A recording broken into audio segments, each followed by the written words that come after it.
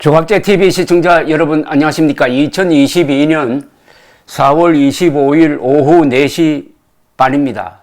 사람이든지 조직이든지 정당이든지 나라 이름이라든지 어쨌든 이 장명이 중요합니다. 장명에 실패하면은 아무것도 안 됩니다. 성공한 사람들 또는 성공한 회사의 공통점이 이름이 좋다는 것입니다. 그런데 윤석열 대통령 당선인은 월스트리트 저널과 인터뷰하면서 국방부에서 문을 열게 될 대통령 집무실 이름을 하나 제안을 했습니다. 임시 이름이라고 하면서 영어로 People's House, People's House가 어떻게 했느냐 국민들에게 한번 물어본다고 합니다. People's House라는 아주 이 생소한 이름을 누가 제안을 했는지 또는 윤석열 당선인의 생각인지는 모르겠으나 여기에 조금 제가 토를 달고 싶은데요. 구글 검색을 한 번이라도 해봤으면은 People's House라는 이 장명은 안 된다는 것을 알 텐데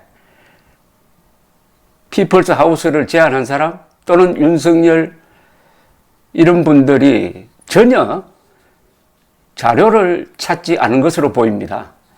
저는 청와대 이전도 구글 검색만 했으면 절대로 못했을 것이라고 생각합니다. 왜냐? 대통령이 출퇴근하는 나라는 제대로 된 국가 중에 하나도 없습니다. 대통령이 매일 출퇴근하면은 무엇보다도 그 동선이 노출되어 가지고 암살자의 표적이 됩니다. 위험천만한 일입니다. 그런데 출퇴근하겠다고 합니다. 이것도 윤석열 당선인의 고집 때문이 아닌가 생각되는데 피플스 하우스를 제안하는 걸 보고 딱 그 생각이 나서 제가 피플스 하우스는 왜 안 되느냐 하는 말씀을 드리겠는데 우선 피플스 하우스는 영어 아닙니까? 피플스 하우스 하면은 다른 나라 사람들은 한국은 제대로 된 언어가 없어가지고 표기를 영어로 하는 나라구나. 한글, 한자로 해가지고 우리 한국어를 지금 발전시켜서 꽤 괜찮은 국어를 만들었는데 어디 필리핀처럼 영어를 쓰는 나라구나 이렇게 생각할 것 아닙니까? 우리나라 말을 써야죠. 우리나라 말은 청와대처럼 한자어가 되기도 하고 또 순수한 토속어를 만들든지 두 번째 문제는 이 people이란 말입니다. people이란 말은 한국 사람들에게는 끔찍한 기억을 갖고 있습니다. people은 인민입니다. 인민. people's house는 인민의 집이란 뜻입니다. 또는 인민회관이란 뜻입니다. 피플스 아미 하면은 인민군입니다. 6.25 때 대결은 인민군과 국군이 한 겁니다. 북한은 피플스 아미고 우리는 내셔널 아미였습니다. 우리는 인민이라는 개념에 아주 신경이 곤두서는 나라입니다. 그런데 피플스 하우스를 하면은 우리 역사적 경험과도 안 맞죠. 그 다음에 피플스 하우스라는 이미 개념이 있습니다. 이것은 구글에 들어가 보면 쫙 설명이 되어 있습니다. 제가 그런 걸 종합해가지고 여러분들에게 설명을 드리는데 간단하게 이야기하면은 피플스 하우스는 제정 러시아에서 만들어진 개념이고 이게 서유럽에 퍼졌는데 대부분이 거의 90%가 좌익 운동, 노동자 운동, 공산주의자 운동과 연관되는 개념입니다. 이걸 대한민국 대통령이 사는 집무실을 이름으로 한다면은 한 걸음 더 나가서 다른 나라들은 한국은 사회주의 나라구나 이렇게 생각할 것 아닙니까? 이게 처음 나타난 데가 1882년 제정 러시아 톰스크에서 노동자를 위한 여가 문화센터로 이 제도를 만들었는데 그 뒤에 러시아에서 쫙 퍼져갔다고 합니다. 상트페테르스부르크에는 20세기 초에는 이게 20개가 있었다고 합니다. 피플스 하우스, 인민회관이 노동자를 위한 그럽니다, 주로. 니콜라스 2세 마지막 황제가 직접 나가서 준공식을 한 적도 있고, 이때 이 인민들, 노동자들 또는 중산층을 또는 반체제 지식인들을 좀 다독거리기 위해서 만들었다고 합니다. 그 출발점이. 그런다가 볼셰비키 혁명 나고 나서는 피플스 하우스라는 이름이 사라졌다고 합니다. 그 다음에 영국에는 피플스 하우스라는 개념이 피플스 팰리스라는 개념으로 인민궁전이라는 이름으로 바뀌어가지고 이것 또한 노동자를 위한 어떤 회관, 커뮤니티 센터로 만들었다고 하고, 유럽에서는 그 예외가 없이 이 프롤레타리아 커뮤니티 센터란 개념으로 쓰인다고 합니다. 그러니까 노동자 회관이죠. 노동조합 운동과 괴를 같이 하면서 피플스 하우스가 확산이 되었다고 합니다. 왜냐하면은 노동자들이 자유롭게 만나서 노조도 만들고 뭐 투쟁도 하고 하려니까 그런 공간을 마련할 수가 없어가지고 피플스 하우스를 만들기 시작했다는 겁니다.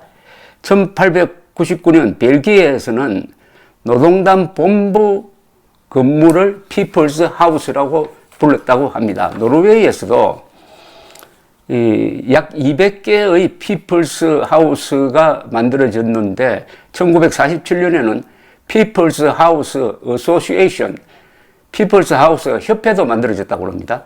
그 다음에 스페인은 이 스페인 말로는 피플스 하우스가 카사 델 푸에블로입니다. 카사 델 푸에블로. 이걸 번역하면, 영어로 번역하면 피플스 하우스입니다.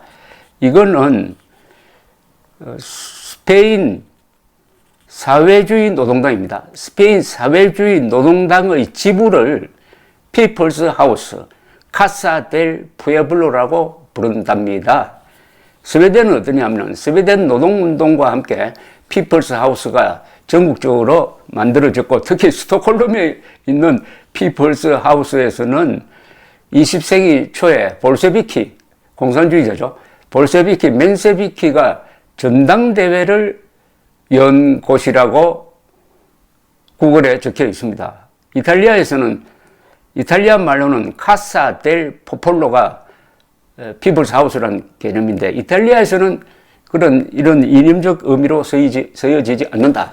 자, 이 정도 같으면은 피플스 하우스 좀 말려주십시오. 윤석열 대통령 당선인은 이 고집이 너무 센 것 같습니다. 특히 청와대 이전을 밀어붙이는 것, 더구나 국민 절대 다수가 반대하는 것을 밀어붙이고, 그리하여 지지율이 떨어져도 계속 여기에 집착하고 있는 모습.